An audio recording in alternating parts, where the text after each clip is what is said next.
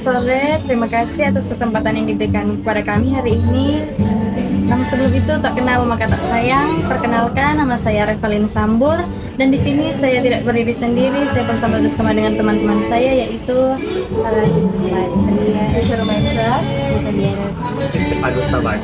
Mohon izin untuk Bapak dan Ibu Dewan juga untuk memperkenalkan diri terlebih dahulu. Ya, terima kasih atas kesempatan yang diberikan. Perkenalkan, nama saya Leoni Lentini.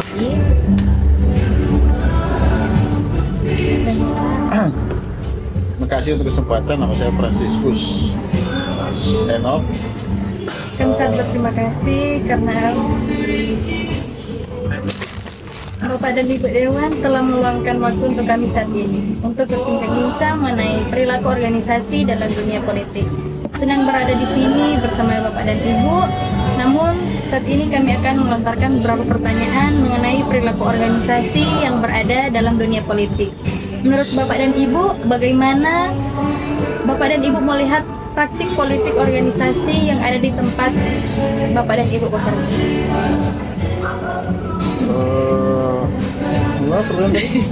Bagaimana Bapak dan Ibu melihat praktik politik organisasi yang ada di tempat lingkungan Bapak dan Ibu bekerja?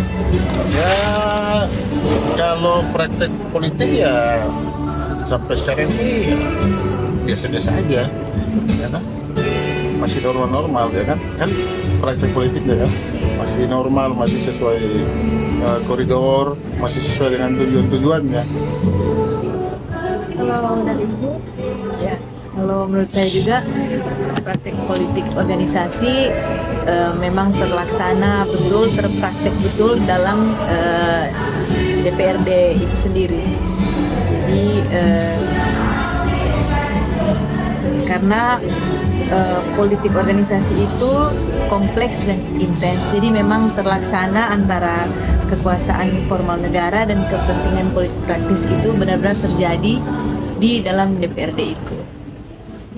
Ya, baik. Terima kasih Bapak dan Ibu. Berikut pertanyaan yang kedua akan disampaikan oleh teman saya. Oke, baik. Pertanyaan kedua, menurut Bapak dan Ibu, faktor apa yang memicu munculnya politik dalam organisasi?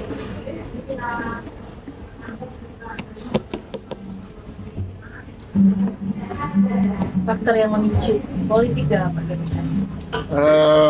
Ini kan orang harus pahami dulu ini. Sebenarnya kan konsep ini kan orang harus pahami dulu bahwa apa itu politik. Gitu. Nah, politik ini kan suatu tujuan untuk mengatur kekuasaan untuk mencapai suatu tujuan, yaitu dari kepentingan masyarakat.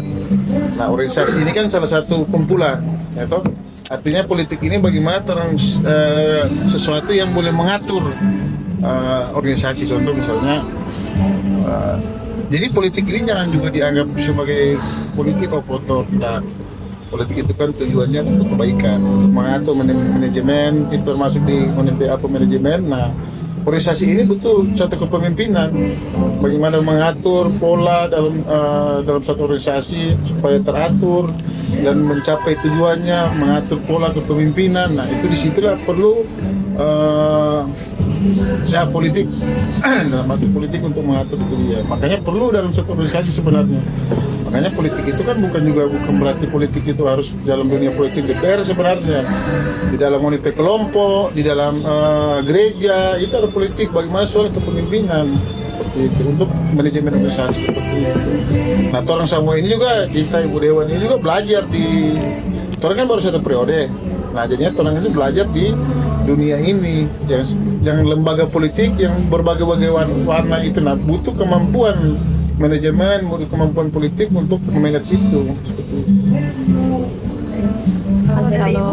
Kalau menurut kita ya simple saja, karena dalam suatu organisasi pasti dibutuhkan satu aturan-aturan dan ada juga kepentingan nanti dalam situ. Makanya muncullah politik ini, misalnya mengatur pembagian kekuasaan atau pembagian yang ada dalam organisasi itu sendiri. Makanya muncullah politik, itu dia. Mungkin itu dari saya.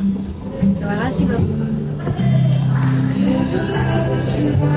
Pertanyaan selanjutnya akan disampaikan oleh teman saya sendiri. Baik, terima kasih Reva atas kesempatannya. Dan untuk pertanyaan selanjutnya, bagaimana gaya kepemimpinan mempengaruhi distribusi kekuasaan dalam organisasi? Mesti kalau laki-laki yang tanya mesti perempuan yang jawab dulu. Karena kan tadi bapak terus, sekarang Iya, karena laki-laki yang tanya mesti perempuan dulu. Itu penting. Ya, gaya kepemimpinan kan. Iya. Jadi kalau kita juga research kan ada beberapa macam gaya kepemimpinan tuh dalam sebuah organisasi. Ada otoriter, ada demokratis, ada yang transformasional. Jadi ada macam-macam gaya kepemimpinan. Jadi bagaimana kalau di pertanyaan bagaimana gaya kepemimpinan itu mempengaruhi distribusi kekuasaan? Ya memang tergantung pemimpinnya itu dia. Karena kalau di yang terjadi dalam di petualangan sini pasti juga mau melihat tuh apa yang bagaimana kepemimpinan seseorang itu mempengaruhi alur dari politik itu sendiri. Misalnya kalau DP pemimpin otoriter begitu hanya mementingkan DP kepentingan pribadi, berarti dapat lihat yang DP yang dipimpin itu tidak akan mau berjalan bagus. Tapi kalau DP pemimpin bagus, demokratis, mendengar semua hak-hak dari DP anggota itu dia, pasti politik itu akan berjalan bagus. Itu menurut kita. Mungkin kalau dari Pak Dewan bagaimana? Bagaimana gaya kepemimpinan mempengaruhi distribusi kekuasaan dalam organisasi? Ya, ini gaya kepemimpinan ini kan banyak-banyak dan tergantung dari kebutuhan kalau kita. Kadang orang mesti otoriter, kadang orang mesti demokratis, kadang orang harus mendengar.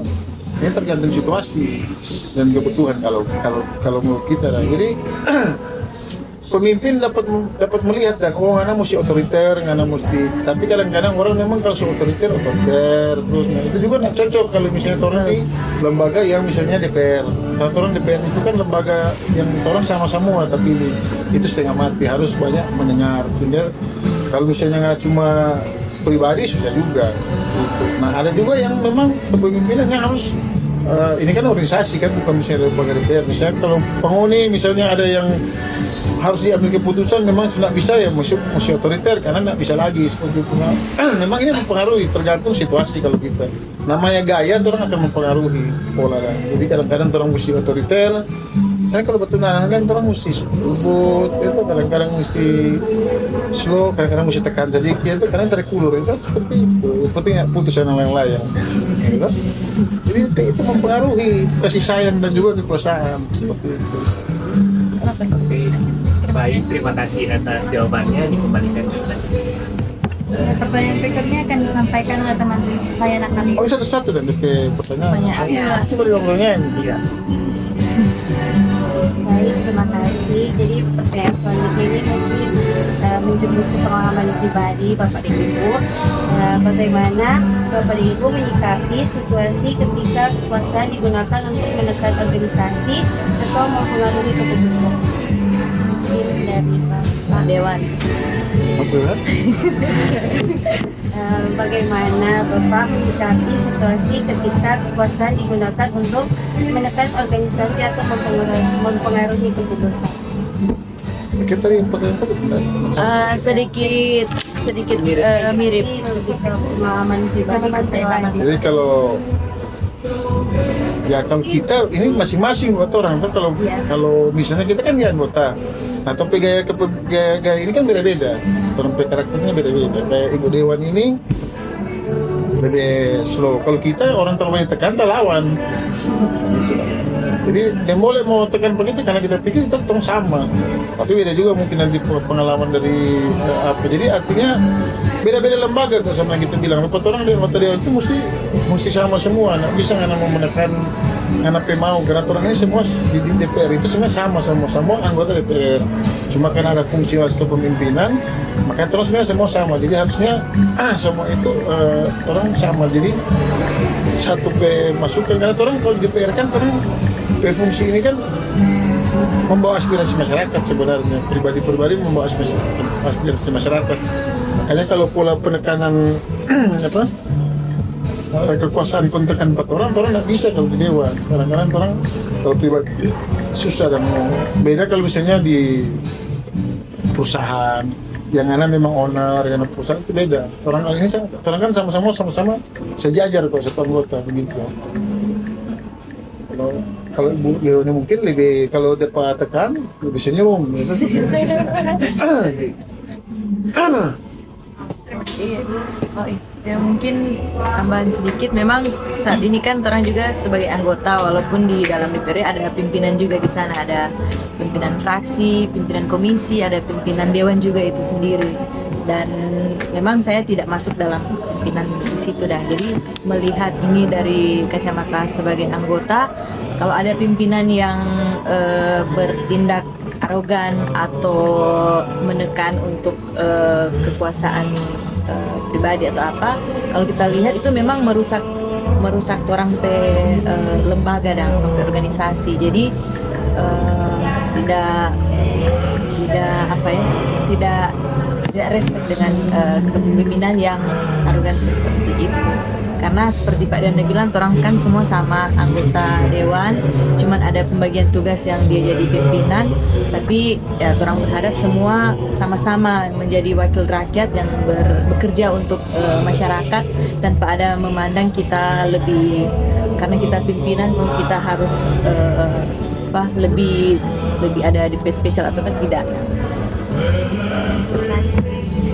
Baik, selanjutnya Bapak tanya menurut Ibu dan Bapak, bagaimana seharusnya politik dan kekuasaan dikelola agar tidak merugikan organisasi? Mungkin dari Ibu Ya, politik dan kekuasaan agar tidak merugikan organisasi. Ya, pertama itu memang ada kesadaran juga dari orang masing-masing pelaku dalam organisasi itu, orang tugas dan kewajiban seperti apa, tidak ada jadi semua itu transparan dan adil, merata, supaya semua sama-sama senang dengan satu tujuan, yaitu mensejahterakan masyarakat sesuai dengan orang tujuan menjadi wakil rakyat itu sendiri. Terima kasih. Kalau dari Bapak, Kalau di politiknya orang ini politik atau itu komunikasi.